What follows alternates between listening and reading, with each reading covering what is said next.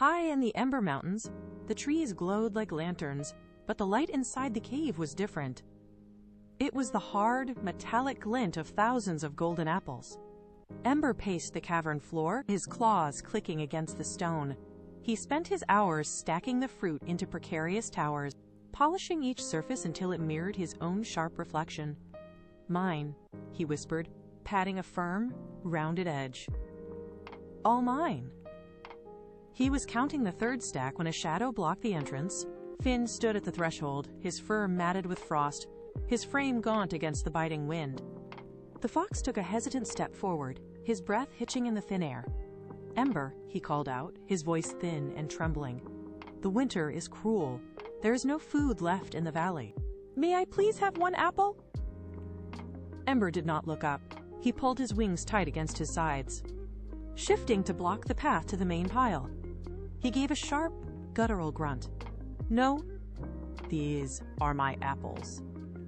Finn lowered his ears, his gaze lingering on the glowing fruit for a heartbeat before he turned. He walked back into the swirling snow, leaving Ember alone in the hollow, silent dark. Ember sat back down. He nudged a golden apple with his snout, trying to balance it, but it slid away, clattering across the cavern floor. He tried again. The fruit rolled into the shadows, soundless and indifferent. He attempted a joke, his voice rasping against the cold walls, but the only answer was the echo of his own solitude. The cave was filled with gold, yet it felt as hollow as a drum. He stood, pacing the perimeter, but the walls seemed to press inward. The silence was heavy. He touched the piles, but the surface was cold, offering no warmth to his scales. He looked toward the entrance. The light had changed. Outside, the sky bruised into a deep, jagged purple. A low, guttural rumble vibrated through the mountain floor, shaking the dust from the ceiling. A sudden gust of wind whipped through the cavern, extinguishing the faint glow of the trees outside. The mountain groaned.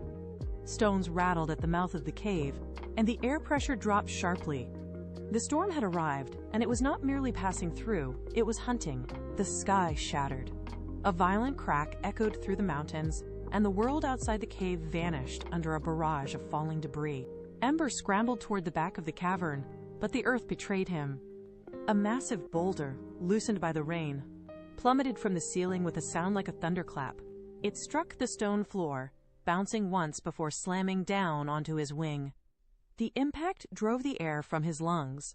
He collapsed, his body twisting in a futile attempt to pull away, but the weight was absolute. He pushed against the stone, his muscles straining, his claws digging deep furrows into the floor, but the rock did not budge. He was pinned. The cold stone pressed against his scales, sapping his heat.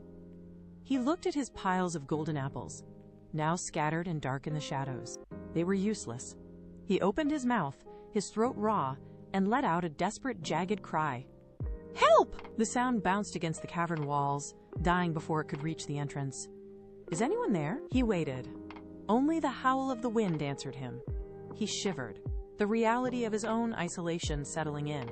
He had pushed away the only life left in the valley, and now, in the dark, he was truly alone. The wind howled, masking the sound until it was almost at the threshold. A crunch of packed snow.